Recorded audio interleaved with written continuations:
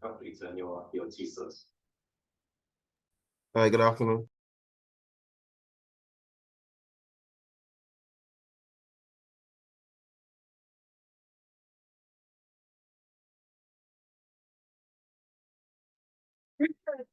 Leite custei família.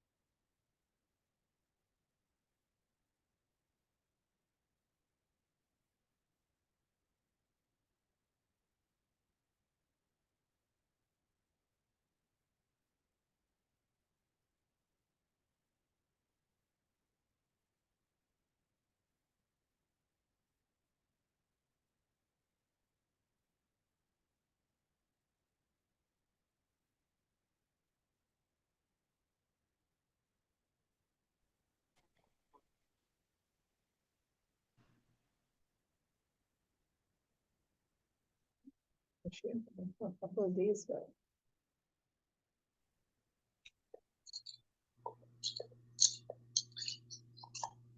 You know, some It's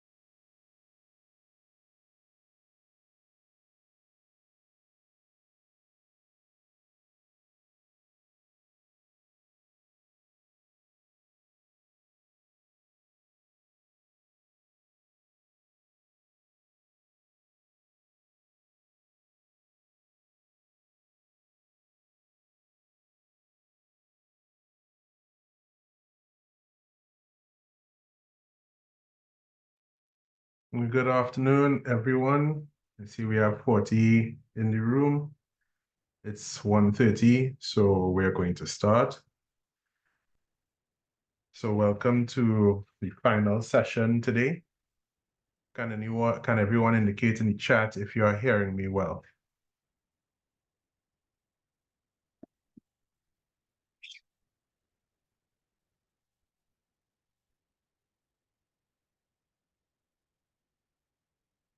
Thank you very much. If it is that you would like to talk, if it is that you'd like to say something, you can always ask a question in the chat, and I'll answer the questions as best as possible. Could always raise a hand as well. I think that it would be a good idea to wait until the end of the presentation. And then you can ask any questions afterwards. So again, thank you for joining us and welcome to this year's Thesis Bootcamp. Today, we're going to be looking at citing and referencing according to the Chicago Manual of Style, 17th edition. So my name is Kamau Osborne. I'm the faculty liaison librarian for the social sciences. So when you do have to do your thesis, and if it is that you're going to pre-exam as a PhD, or if you get a distinction at the master's level, I'll be the one to read your thesis. So I'm certain that after today's session, everyone would be sending me perfect theses so that I will be able to pass them. Okay. Please note that, again, as you would have heard earlier today, we don't do proofreading, we just do the checking of references and in-text citations. So moving on, this is my contact information here. I can be reached at either of these mediums.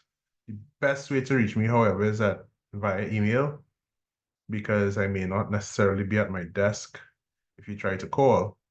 So shoot me an email and I would usually respond in 24 hours or less, depending on what's going on at the time. All right, so take note of this contact information. And also, if it is that you want me to check any of your work, please let it not be 1 week before the deadline, because then it won't be able to be fleshed out in a timely or proper manner, okay?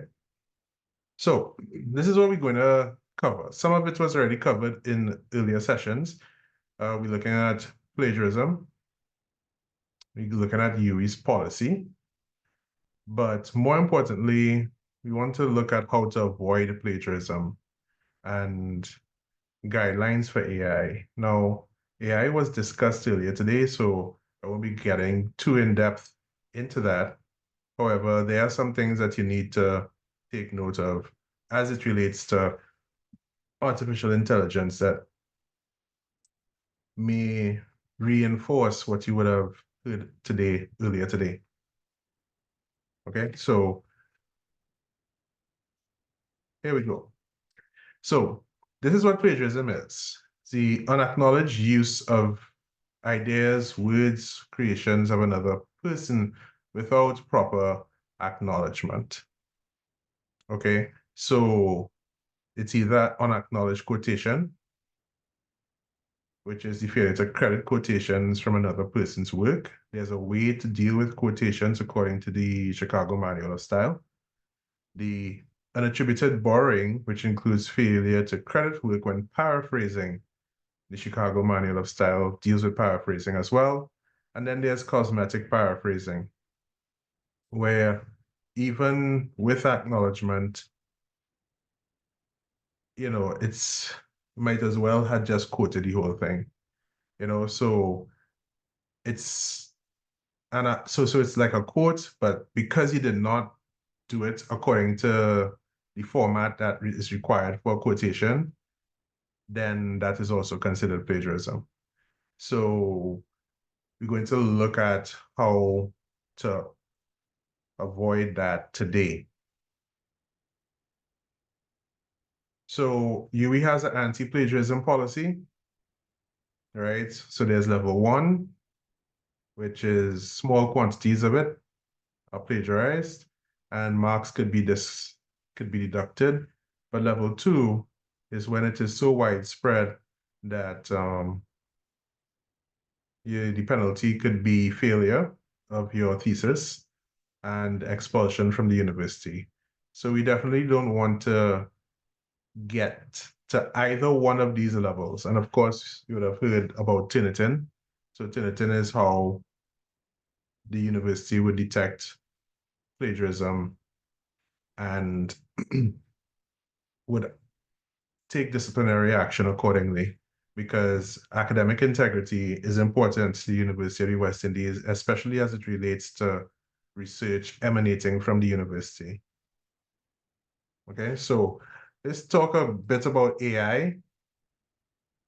So I know that AI was discussed earlier today, but if you do use AI and you do not cite properly, it is also plagiarism. AI is a useful tool. I would say use it with caution. And the reason I say use it with caution is because from personal experience, I've seen AI lie. Okay. I have actually used AI to as an experiment to find out some stuff about social work.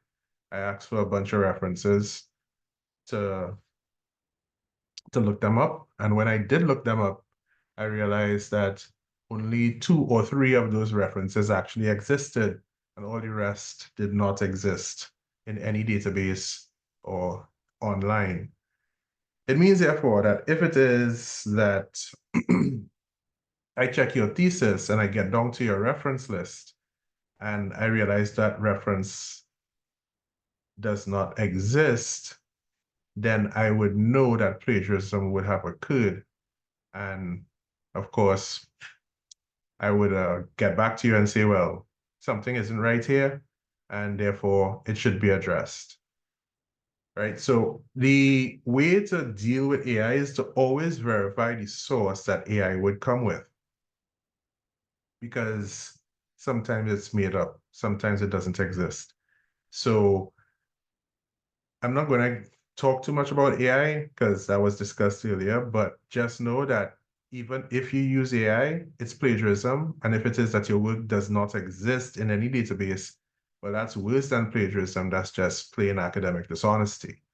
So we don't really want to get into that sort of arena.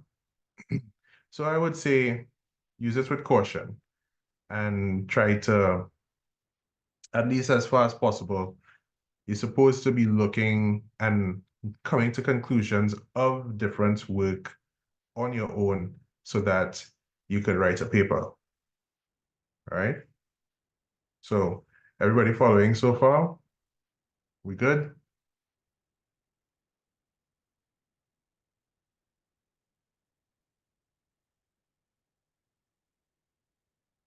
Okay, I'm going to assume that everyone is good with what I've said so far. So I'm going to be, Mr. Osborne, yeah. could I ask a question now or hold to the end? It's regarding the AI. Okay. What last year I went to a conference and some of the researchers, not from the Caribbean, from it was the US, and they were saying that it about they could cite AI in your text as they would use in a conversation format.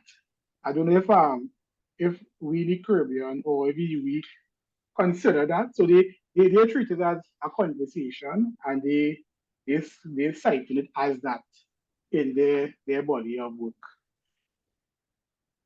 From my understanding from the policy, or I should say the lack thereof at this time, it would be in your best interest to cite things from reputable journals.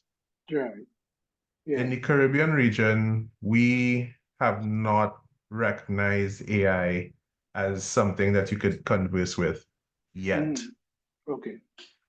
Right? So you might want to, even if you do decide to converse with AI, unless you're in engineering or something and that's your project, I would not advise that you use AI in any sort of academic work that you are supposed to produce. Okay? Yeah. Yeah, that's it. The Caribbean region sometimes lags behind in a bit. Right? So for instance, email was not recognized as a form of communication until recently, Okay. So before, especially in the public service, if it was not written down on a piece of paper, it didn't exist, right? So, of course, the public service would have since moved on, and email is now considered an official form of communication.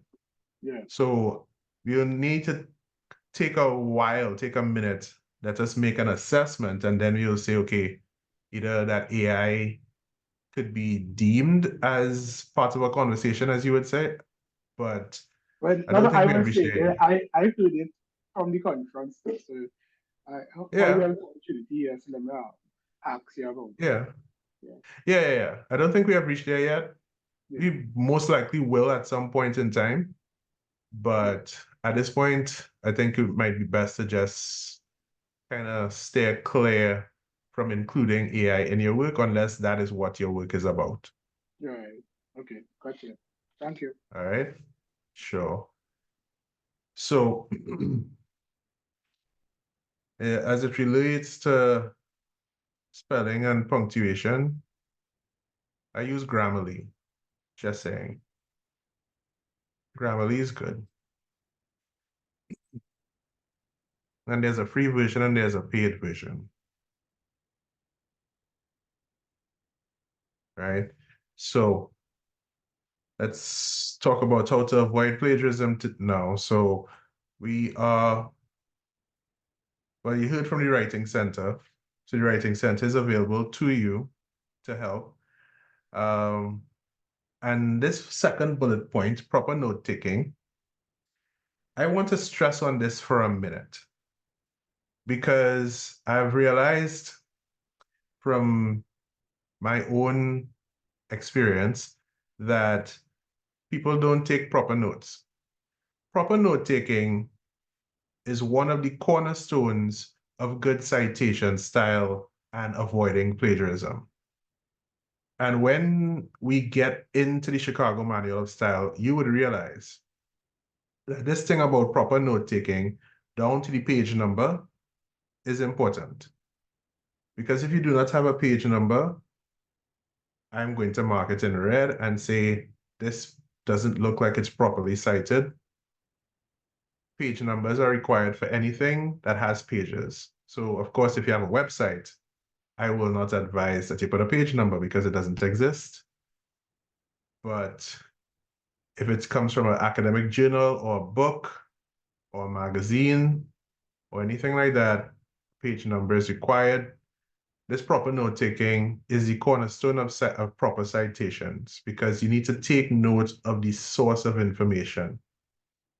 And you must always attribute what you are writing in your work to where you would have gotten this information from, right? So avoiding plagiarism is also proper note-taking. The appropriate use of the relevant style manuals, in this particular instance, it'll be Chicago Manual of Style, and we have to know the difference between quoting, paraphrasing, and summarizing.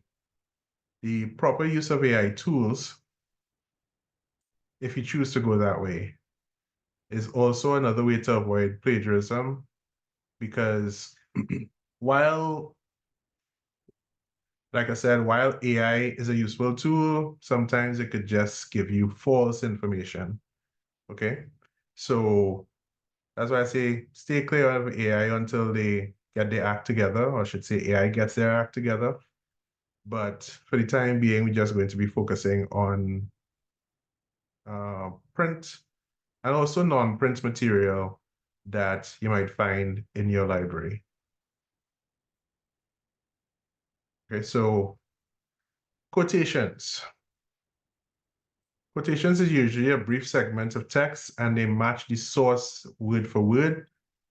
They appear in quotation marks in your text, or if it is more than 2 lines, it would be a block text. If it's less than 2 lines, then you have to put it in quotation marks. This must be attributed to the original source. Block quotations are used when it's more than 2 lines. So you're quoting something and you're quoting like about 3 or 4 lines. It has to be in a block quotation, which means that that quote is set off from the text. It's indented. It's single spaced, which is different from the body of your thesis, which is supposed to be 1.5 line spacing. And block quotations are not in quotation marks, right? So there's a difference between a quotation that is less than 2 lines and a quotation that is more than 2 lines, okay? And it must have an in-text citation at the end of it. You get more into the in-text citation in a minute. So paraphrasing involves writing a passage from the source into your own words. It may not necessarily match the source word for word. It changes the words or phrases of a passage, but it fully communicates what the original text was trying to say. And as a result, this also needs to have an in-text citation. So people say, well, I want to read this and then I just kind of made it into something else. If it is that it's not considered general knowledge meaning, for example, the sky is blue, how do we know? Because everybody knows the sky is blue. So if it's not general knowledge like that, then, we need to have that in-text citation, and that would help to avoid the charge of plagiarism. And finally, summarizing, and that might even include bullet points, but it's putting the main idea into your own words, but only including the main points of what you would have read. So it does present a broad overview. And again, it must be attributed to the original source. The common denominator of quoting, paraphrasing, and summarizing is that it must always be attributed to the original source. And that's what we're going to dive into right now. How do you attribute stuff to the original source? Right? So here are a couple of useful links. So they have the Chicago Manual of Style 7th edition. And then, of course, there are quick guides. We have the electronic book, so you could always take a look at these links. Right.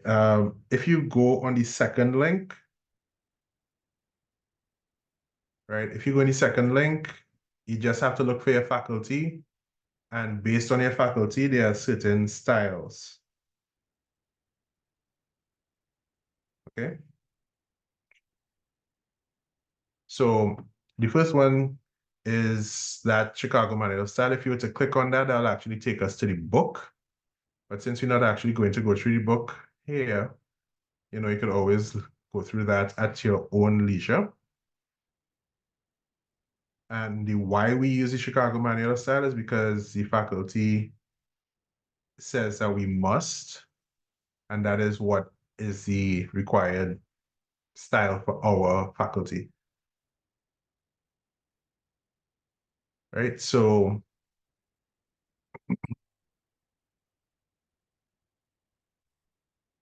right, so I'm seeing here, I thought page numbers were needed for direct quotes. The Chicago Manual of Style 17th edition, and I could even get the page number for you if I was to go into the book itself, which rests on my desk. The Chicago Manual of Style 17th edition says, paraphrasing, summarizing, and direct quotes all need page numbers. Everything needs a page number now. So if I'm reading your work and you quote Brown 2016, page number 6, I'm supposed to be able to go to Brown, go to page 6, and find exactly what you were referring to. What would have held in the 16th edition, and I do think the 16th edition said direct quotes only, the 17th edition says everything needs a page number. which is why I stress, sorry, on making sure that you take proper notes, because people might just say, well, Brown 2016. I was like, okay, so where in Brown 2016 did you see this? I'm not going to go through the whole of Brown 2016. You have to put in the page number. Okay. So the key features of Chicago Manual Style are two things: in-text citations and an associated reference list. An in-text citation generally consists of the author's surname and the year of publication or copyright, with a page number if applicable. As I would have said, if it's a website, I will not expect a page number. If it is an interview, I would not expect a page number. But if it is something from the newspaper, I would expect to see a page number. If it's from a magazine, print magazine, I would expect to see a page number. But if it's from an online magazine, for instance, I will not expect to see a page number. So that's why I say if applicable. Something like footnotes and endnotes are not used in this style. I've come across where footnotes are used interchangeably with the in-text citation. For proper citation, the in-text citation is what is the standard.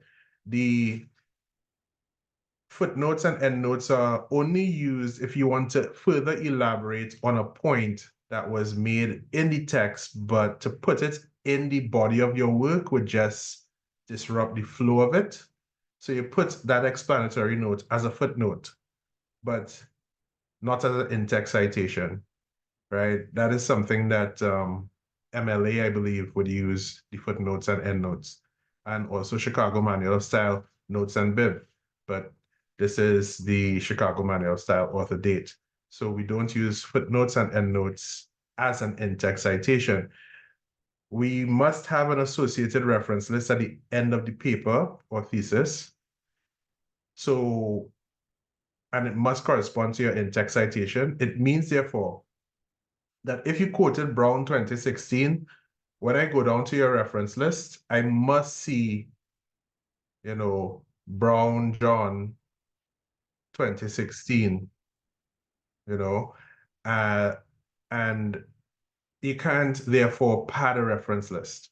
Your reference list must cross-reference with what is in the body of your work as a quotation. It means therefore that if you have an in-text citation that's in your work and it's not in your reference list, that means that you're going to run into problems eventually, because if it's picked up, it comes across as if you're trying to plagiarize, even though it was properly attributed in the work. Okay? Right. So, with respect to interviews, well, let's hold that question until after the presentation. Okay? Because I could actually get into that. So the in-text citation consists of certain things. We're going to look at a general format of an in-text citation. We're going to look at single author, two or more authors, multiple text references in parentheses, and secondary sources. This is going to be real simple. I try to make this very easy, real easy. You just need to pay mind to it. Okay. So the general format is that the author's surname is followed by the year of publication. It is enclosed in parentheses. The author's surname may be part of the sentence or wholly in parentheses. It depends on how your sentence is. It means, therefore, that as in this example, if you are making a sentence and you want to talk about what Smith 2016 said, then you have to make that a complete sentence. You cannot start the sentence with a parentheses. right? Kabi open black brackets, Smith 2016 close brackets notes that, right? And that's what I mean. Do not start sentence with citations in parentheses. It has to be a full sentence. So if you're talking about Smith, you see Smith 2016. And the year of publication is what is in the parentheses.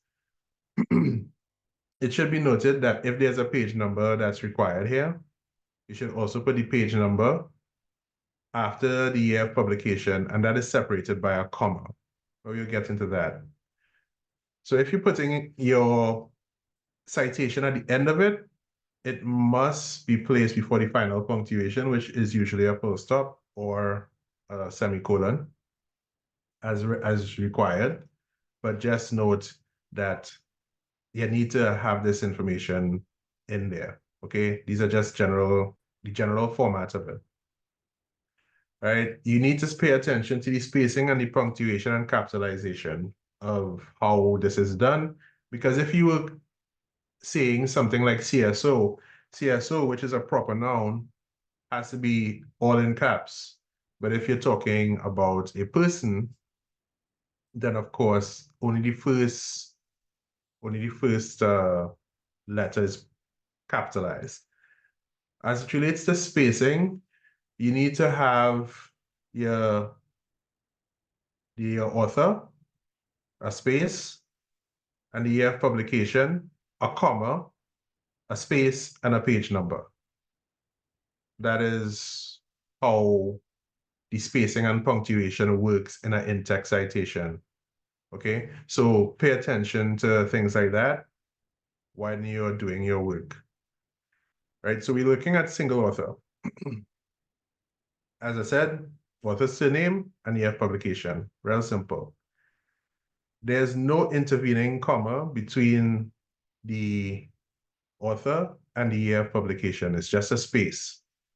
There would be an intervening comma if there is a page number, and that, of course, page number is required for direct quotes and paraphrasing and even summarizing, right? So make sure you get this down pat, right? So that's okay so far, okay? This is an example of what a full paragraph would look like with in-text citations, as I would have stated before. If you're going to use the author in your sentence, such as this outlook is shared by Davis 2022, page 78, it has to be a complete sentence. So you will not put Davis in parentheses, you'll just put the year of publication and the page number. Okay. If it is that you have multiple page number, a page range, you could use either this 152 to 153.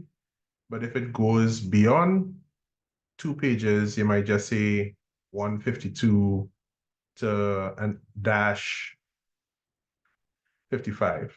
You don't have to put the 1 because the 1 would be understood. Okay. So you understand what I said just now with respect to multiple or a range of pages if you're using that? For example, if I wanted to say Green 2023 and he was going on to page 154, I'll put Green 2023, comma, space 152-54, because that goes into more than like about 2 pages, okay? So we understand we're on the same page at the moment. Everyone is good? Anybody? Cool.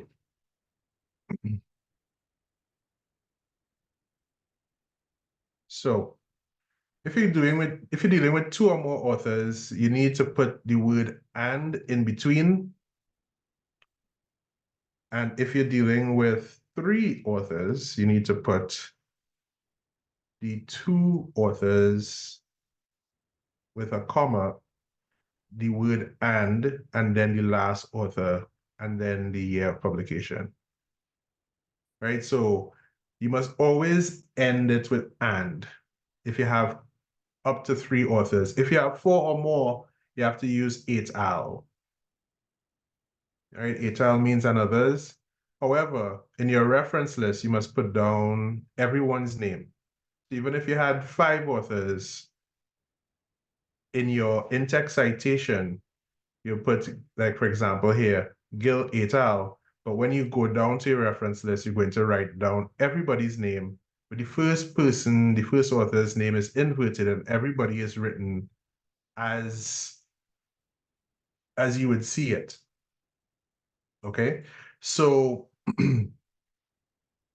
I know that normally, especially in literatures of English, right, or English for academic purposes, we are taught that you're not supposed to put a comma and the word and. For the purposes of the Chicago Manual of Style, that does not apply. So everything is separated by a comma. If it's more than 2 authors, it's separated by a comma. Okay. So this is what that would look like using the same climate change thing. So you have Smith and Johnson 2021 on page 45. We have Brown, Williams, and Davis 2022 on page 78. And then we have Green et al. 2023 on page 152 to 153. Okay, so this is what that would look like, where you have 2 or more authors. Just remember that more than 3, you need to put et al. Real simple stuff. Now, in terms of multiple text references in a parenthesis, there would be occasions where you would come across several people that say the same thing, and to emphasize your point, you want to make sure that everybody is mentioned. This is how it's done. It's separated by a semicolon. Each reference is separated by a semicolon with the page number.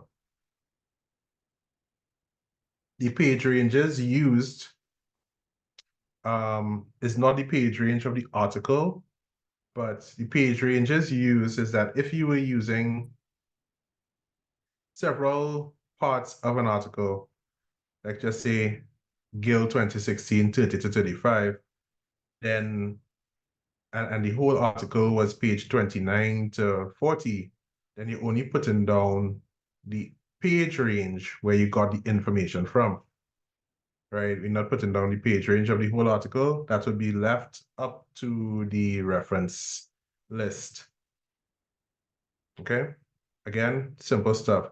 If you have several different authors that say the same thing and you want to put all of them, you do not put each one in a separate in-text citation in parentheses. You list all of them together and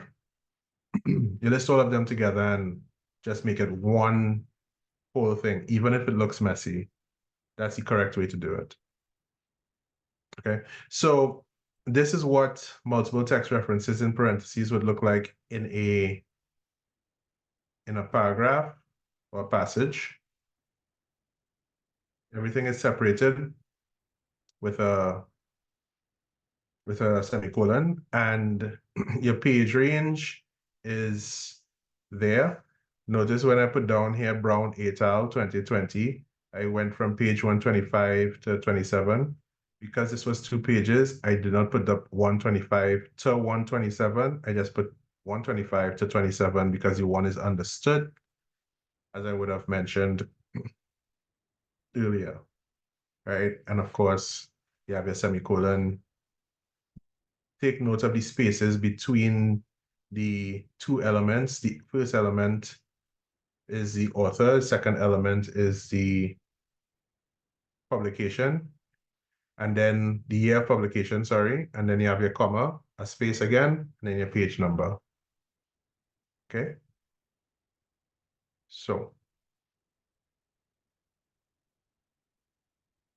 no, if you put 125 to 127, it will not be wrong. You just don't have to. If you put 125 to 127, it will not be incorrect. but might just save a few seconds of your time. In terms of the references in alphabetical order, doesn't necessarily need to be in alphabetical order. Once they're in there, I mean, if you feel like putting it in alphabetical order, then that is fine. But it's not that they have to be. Just make sure that they're all in there when you do your in-text citations. Okay. So secondary sources. Now, secondary sources are a little complicated. Everything else was kind of simple. Secondary sources need a little more explanation. Secondary sources are for when you can't find the original work that you're looking for. So, and we'll get into an example of that in a minute, but if it is that you are trying to get some information and the book that you're reading quotes something from 1977, and that book from 1977 is no longer available, then you have to use the secondary source. And when you use that secondary source, you have to say quoted in, not cited in. I've seen the use of the word cited in. That is not appropriate for the Chicago Manual of Style. You have to say quoted in.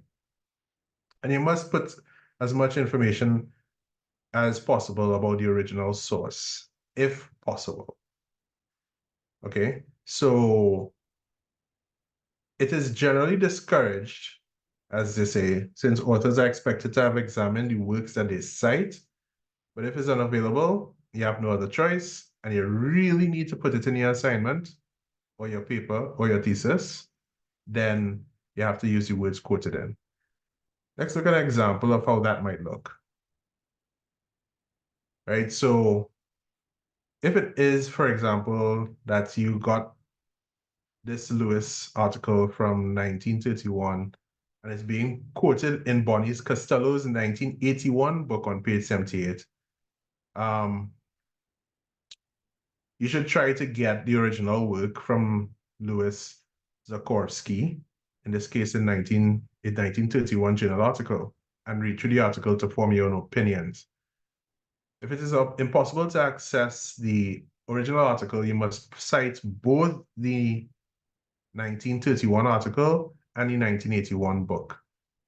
Okay, and this is what it would look like. Right, so your in-text citation would be like in Louis Sikorsky's Sincerity and Objectification from February 1931, issue of Poetry magazine, quoted in Costello, 1981. Again, in this sentence, the author would have written out all the information about the original source. You have the author here, which is Louis Sikorsky. You have where it was found, Sincerity and Objectification from the February 1931 issue of Poetry magazine. So that's all the information that that secondary source has about this thing that you wanted. But you have to put quoted in Costello 1981, right? And of course, if there's a page number, it should be quoted in Costello 1981, page 78. If you're going back to the original text here, it was quoted in Bonnie's Costello's 1981 book on page 78. So that means that what really should have been here in the in-text citation is quoted in Costello 1981, comma, space 78. That's how that's supposed to have looked. But yeah, if I see something like that, I'm going to say, well, where the page 78, right? And then send it back to you with a comment, okay? So in your reference list entry, however, you cannot put Louis Sikorsky because you don't have that book or you don't have that journal article in front of you. So you have to put down the Costello, right? And all, of course, the relevant information. So that makes sense? This whole secondary source thing makes sense. Like I said, it needed a little more explanation. We're on the same page here as to how to use quoted in as opposed to cited in. Yes, please.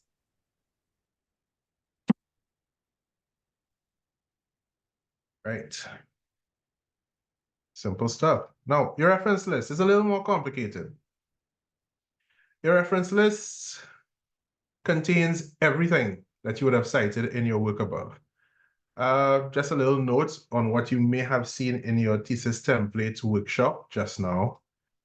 You have to put references. It is centered, capitalized, and bolded.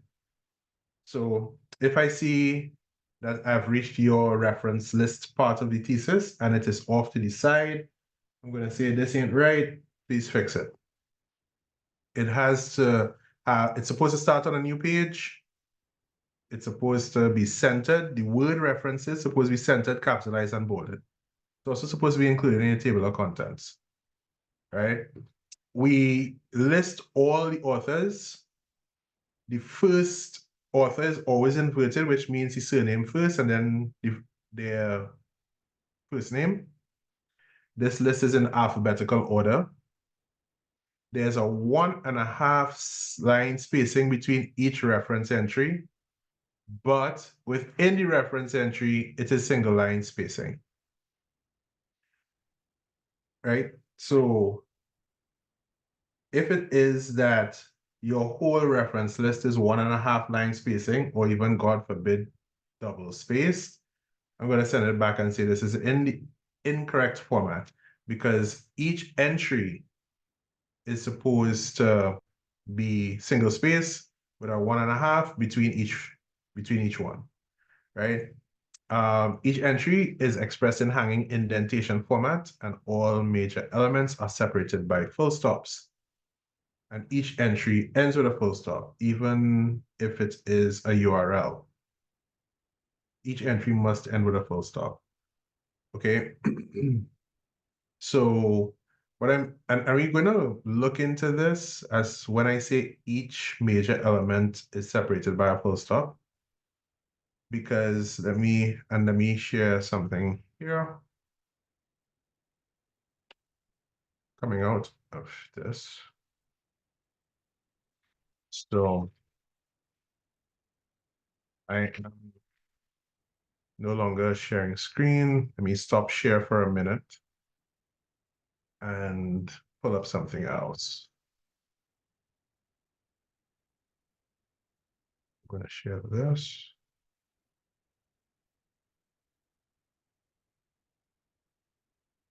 Right, so I'm going to share my screen again. Right, so this is what a reference entry or a set of reference entries would look like. It's hanging indentation format. The first name is inverted. The first author, sorry, is inverted. All the other authors are written as you see it from the article. Okay. And you have the name of the article, and then you have the name of the journal, and then you have your page range here. If it was taken from a particular database, you have your DOI, and then of course you have it's ending with a full stop. So this is what your reference list is supposed to look like. This is just a snapshot of a good reference list that I saw recently. And as you see, there's the author element or the author's element. It ends with a full stop. And you have the year of publication. It ends with a full stop. You have the name of the article. It ends with a full stop. And the name of the article is in inverted commas. Then you have the name of the journal that it came from. The journal is in italics, right? And then you have your journal information. So it's issue 6, page 101 to 313. And that also ends with a full stop. Okay. So If you're looking at the second one here, the name of the journal article is also in italics. Then of course you have the issue number here, and after the page range, there's a full stop. So this is what the ideal reference is supposed to look like, especially when it comes to print material. Now, there is a way to cite everything according to the Chicago Manual of Style. There is a way to do it. And I'll look at that briefly after the PowerPoint presentation. Right, so let me go back to this. Yeah. Right, so this, however, therefore, should make more sense. Where I say, usually list all authors, but the name of the first author is inverted, it's in alphabetical order, and so on. Okay, and each entry ends with a full stop. All major elements are separated by full stops. Okay, so book titles and journal articles are italicized. Journal titles, sorry, my bad. So book and journal titles are italicized, and you used double quotation marks for titles of the article. And if you're using book chapters, using double quotation marks for those two. And if it's a lecture, a conference proceeding, using double quotation marks. You do not use the initials. I'm counting Jesus inside here. That's the healer. Pardon? Come on. That's where it's so important for us for the tax fund.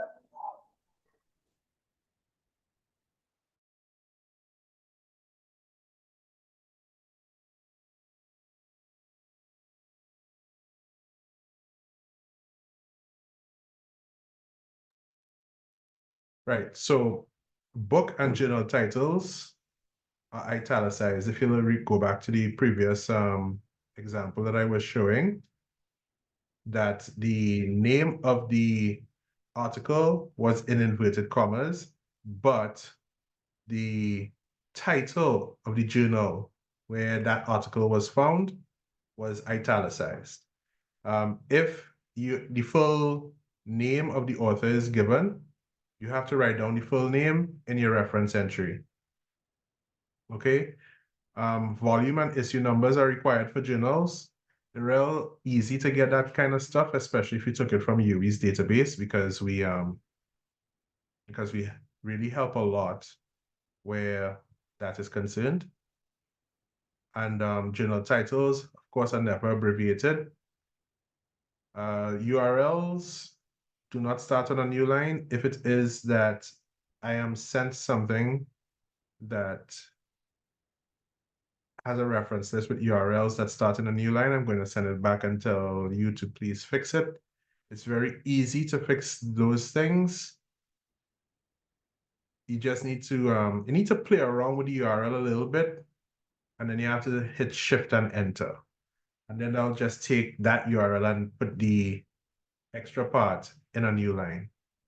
Okay, so if there's no date of publication, and that happens on occasion, if there's no date of publication, you must say ND, which means no date. Okay, so again, here we have a reference list kind of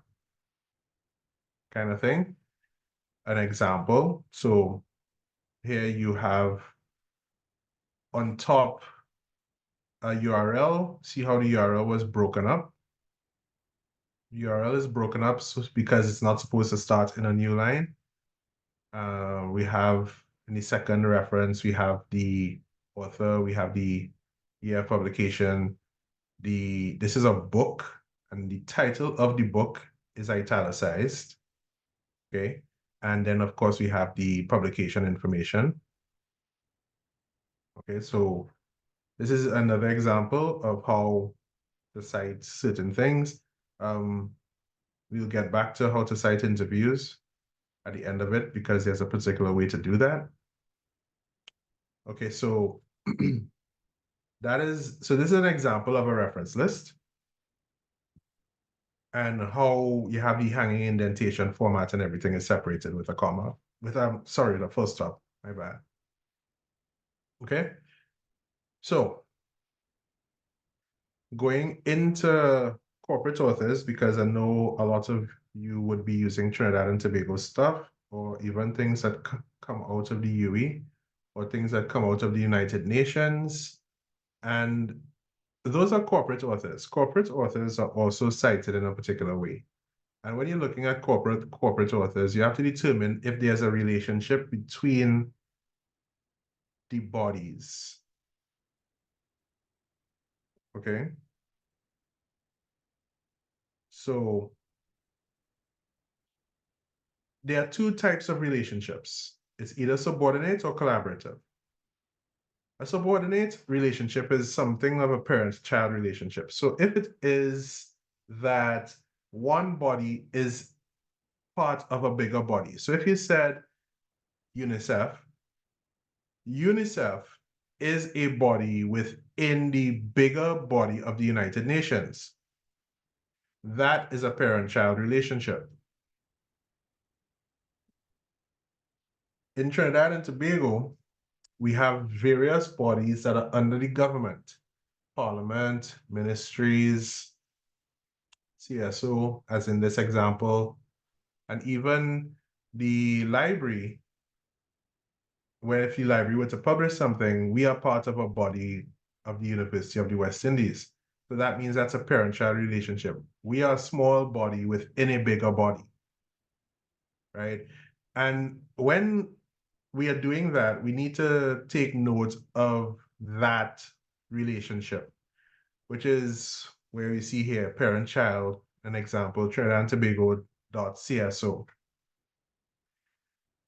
Your in-text citation would have to have Trinidad and Tobago in it. If it is that you're citing legislation, it would start with Trinidad and Tobago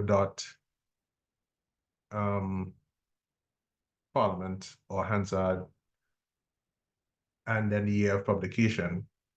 Inside your reference list, you would have to start it with Trinidad and Tobago. So if you were to take something from the Ministry of Public Administration's website, your reference list would say Trinidad and Tobago dot Ministry of Public Administration dot year of publication, which would be 2017 dot and so on.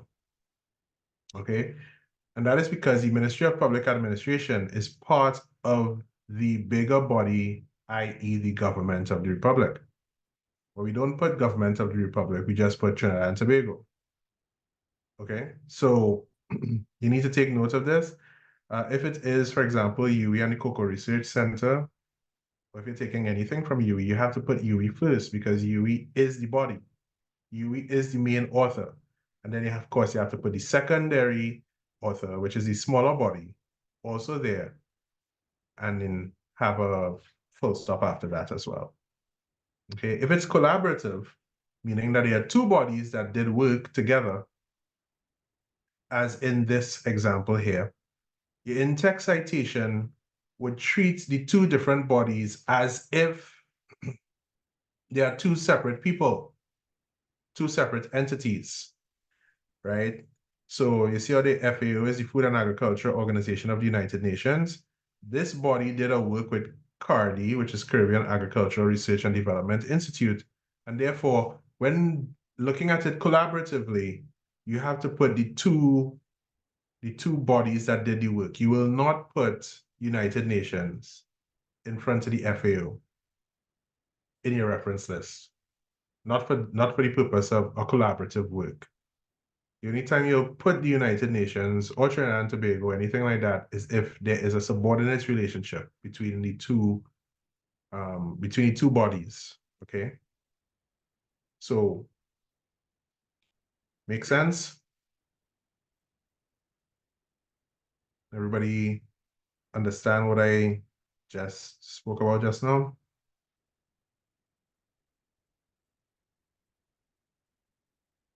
Are we good?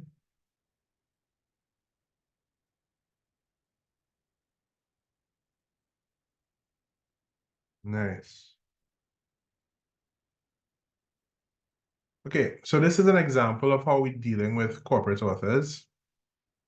As you see, the reference is UNEP, United Nations Environment Program, no date.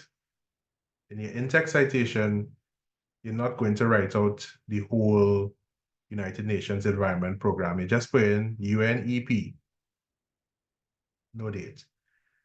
Going back to the example with CSO, this is what your reference list would look like.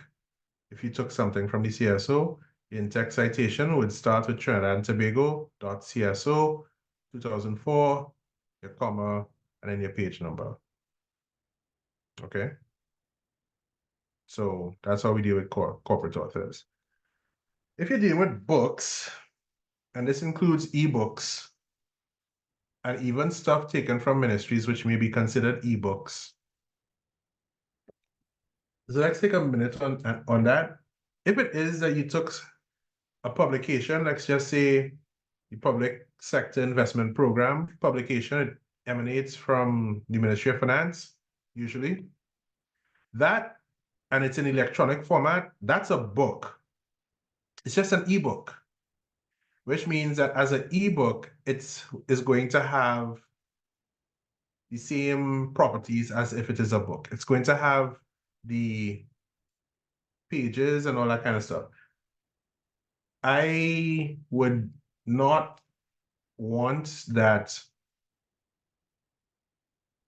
you take something from a ministry or an ebook and it's not properly cited.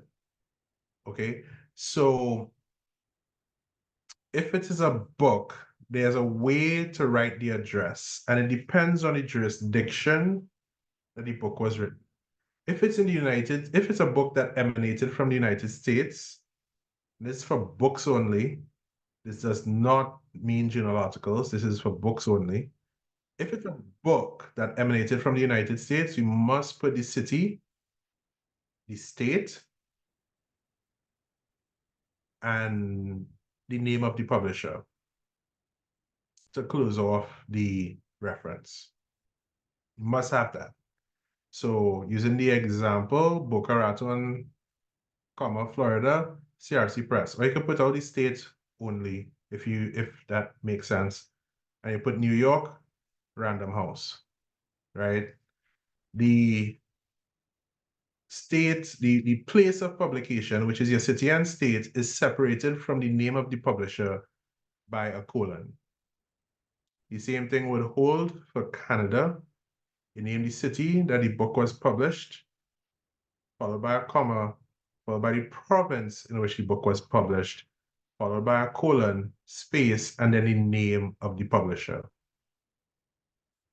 United Kingdom, right? You could use the abbreviation of UK. You could say London, UK, Wiley, right? Wiley is a big publisher in the UK. Okay?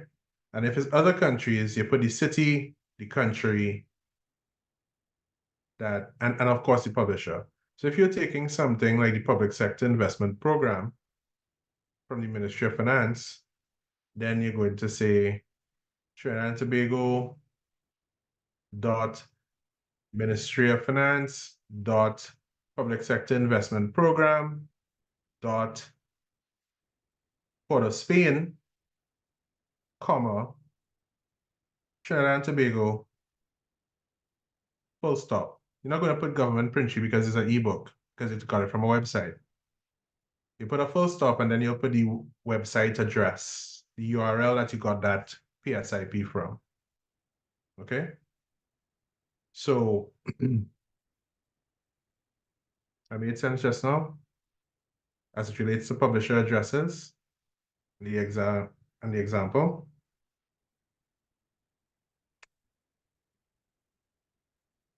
I'm going to assume that we're good. So here's another part that's a bit complicated. Headline style capitalization. So headline style capitalization is something that you're going to use for all your book titles and your articles, your journals, and all that stuff. Headline style capitalization means that your title of your journal or the title of the article would follow up with a particular format, which means that the first letter of each word would be capitalized except for a few. Okay, so if you're looking at this example, a book title, To Kill a Mockingbird, that is 2K, the T, the K, and the M and the B is capitalized. The A is not capitalized because that's considered an article, right, in the sentence. The journal title, Agriculture and Food Security, everything here is capitalized, okay? So that is what headline style capitalization is, and that is how it is supposed to be written when it comes to your reference list. So I want to note that your titles of books and your journals always appear in italics, and it must always be used using headline style capitalization. Okay, so this is a more in-depth reference. So you capitalize the first letter of the first and last words in titles and subtitles, and capitalize all other major words except for articles, prepositions, and conjunctions. And you see the example here, San Fernando, a view from above. So you capitalize the first letter of the first and last word, which would be A, and then above is the last word, so you capitalize that as well, but we don't capitalize things like articles, prepositions, conjunctions. So articles are like the, a, and, you don't put that up, right? We also lowercase prepositions, except when they're used in a particular way. For example, look up or turn down or the on button, right? And so on. Okay. We also, if it's part of a Latin expression, we also have to capitalize those as well, right? So your lowercase conjunctions and, but, for, so, yet, or, no, and so on, right? That is, so this is the basis of headline style capitalization, where you capitalize certain things, but you kind of leave other things in lowercase while you are doing your reference entry. You would see these things if you were to go to our databases and look something up in EBSCOhost, for example, and and you use the citation tool. It should also be noted that Google also has a citation tool for Chicago Manual of Style, 17th edition.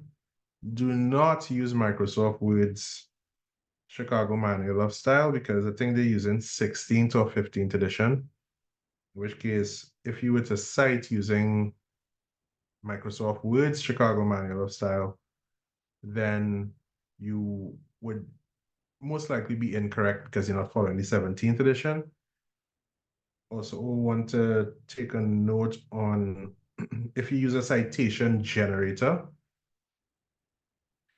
you must be very careful about what you take from the citation generator, which is why you need to know the rules so that if the citation generator is wrong, you say, well, okay, the citation generator is wrong because the manual does not say this. Okay, so I'm going to think that everybody kind of understands or has an idea of how headline style capitalization is supposed to work, right? And of course, you could visit the AJL website. We have put some links there in the chat for you to take a look. Okay, so I'm going to stop sharing my screen now for a minute.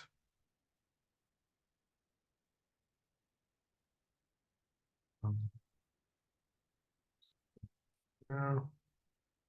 I'm going to share something else here. Right, so this was also put up in the links. So I really do think that you should share the links. You could take note of the links that are being shared. Somebody asked a question earlier about interviews. So this is a quick guide for the Chicago Manual of Style. Here you'd have some links here. So references, guidelines, references, example. Let's go to in-text citation examples here. And if you go down to in-text citations, you'd see in-text citations, references, examples. It starts on page 8. So let's go down, and that's what, and this is what I meant when I said that there's a way to cite everything. If it is that is an abstract from a work, you cite that. If it's an audiobook, there's a way to cite that too. Podcasts, videos, and books with one author, and so on. So let's go down because someone had a question about how to cite interviews. So this is down here on page 15, how we're going to cite interviews. Now, if it is that we are citing interviews, you need to put down the name of the interviewee, the person who's being interviewed. If it is that it is a anonymous interview, meaning that you're not supposed to give the person's real name, you could use, instead of putting the person's actual name, we could either make a pseudonym, in which case, a fake name. So let's just say the person's name is K Stout. You don't want to use K Stout. You just want to use Kelly, for instance. Okay. In which case, in your reference list, you're going to put Kelly, right? 2010. Interviewed by author, who would be you, the date of the interview, and where the interview took place, namely the town and the country. It ends with a full stop. And your in-text citation would have Kelly 2010. Okay. So if you go and look for this guide, it gives an example for everything that you could possibly think of that needs citation. And if it is, of course, you have any questions about that, you could always come and ask me. You could always visit my office. My door is always open most of the time. And of course, shoot me an email if you are not able to come on campus. And well, last resort is a phone call. Okay. And 2:39, I open the floor to any other questions. I cannot recommend what is a good citation generator. Right.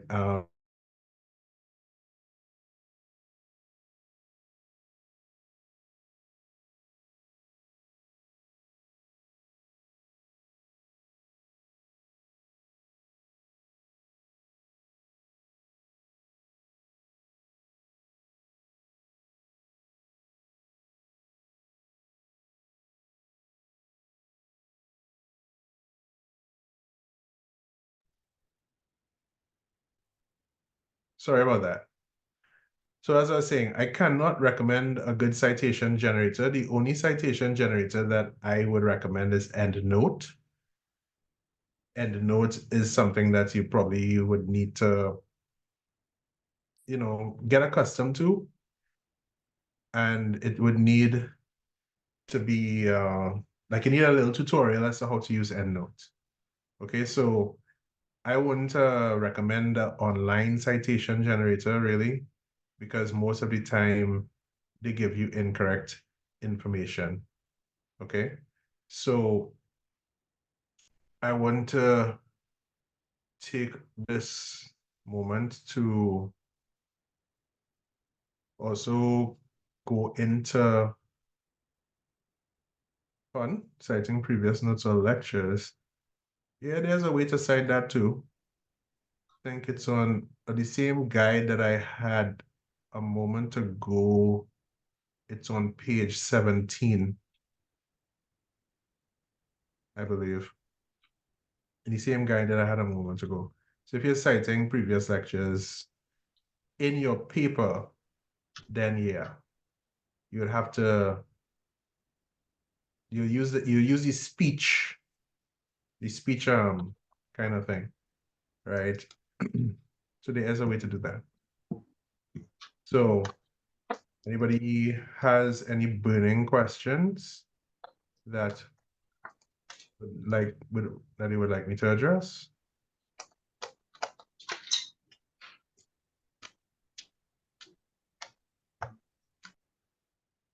Okay. So before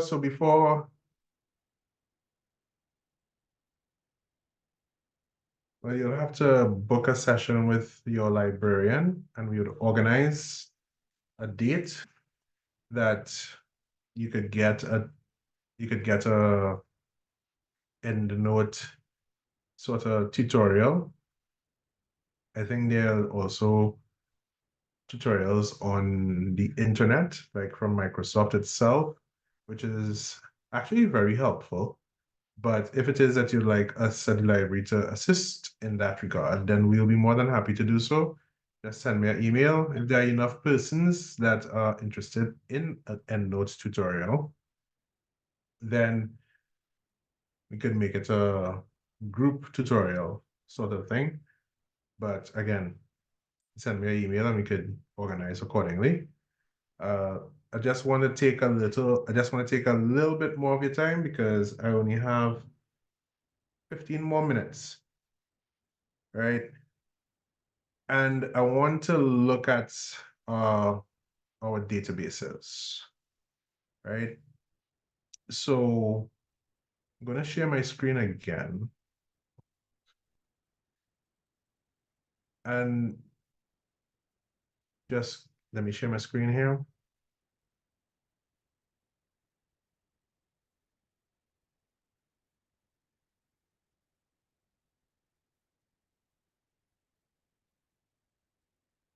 Now, this isn't all kind of out of the scope, but it kind of related. So let me just share this briefly.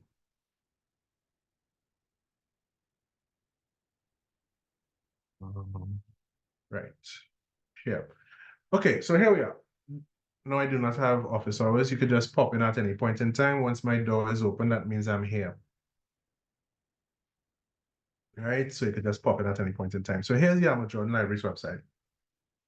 Something that you really want to take note of is these databases A to Z. Databases A to Z kind of important because that's where you'll get a lot of your journal articles and stuff.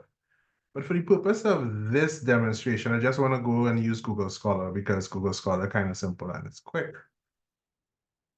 Okay, so if I was to look for something, let's just say, strategic management, right? So Google Scholar would send you to different things. If you see get full text at UESTA, that means that you could link to our databases, right? In this way, of course, Google Scholar has books. The best way to use the Google Scholar that UE uses is to go through the A to Z databases. I'm going to go here for the purpose of a demonstration. All right, let me look for something else. I want to look for strategic management. Get full text UESTA. And you're going to go to ProQuest. All right, so there's a book about there's an article about strategic management. And I'm using ProQuest for a reason. ProQuest, as well as EBSCOhost, they have citation tools that are very useful. Okay. So so I just looked up this strategic management and economic stuff just to demonstrate. And in the corner here, you'd see download PDF and then you see cite. You hit on cite, it's going to pull down a citation tool. And then you just look for the one that is relevant to you, which is Chicago Manual of Style 17th edition author date system. And here it is that you have your citation that is generated for you. You can either copy and paste this into your reference list, or you can export to a citation manager. And as you can see, EndNote here is supported. So if it is that you're using UE's databases, namely EBSCOhost or ProQuest, or any of those that you see in the A to Z listing, they all have citation tools. Now, looking at this citation, something kind of wrong. Because strategic management and economics is in caps. It's not supposed to be in caps, really. It's supposed to be in headline style capitalization, really.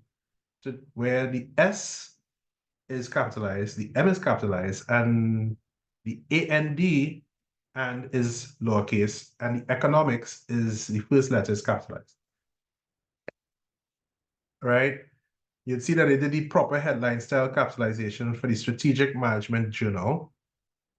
So they did it properly here. It's in italics. They have the issue number, which is issue number 12, winter, and 5.